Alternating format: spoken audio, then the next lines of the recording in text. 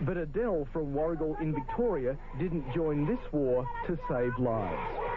Her job is to lead the Tiger Women's Army.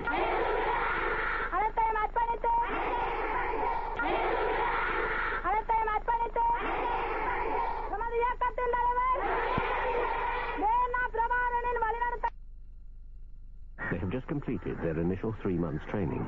Symbolize a sense of self-sacrifice by our cadres in the movement, their determination, their commitment to their cause, and ultimately, of course, their courage. And each of them will now be presented with a small glass tube containing cyanide.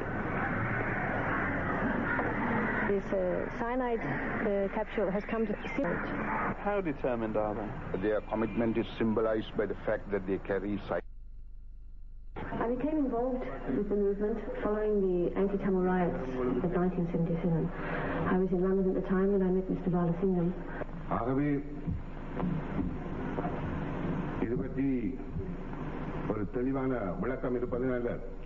Warragul in Victoria didn't join this war to save lives. Her job is to lead the Tiger Women's Army.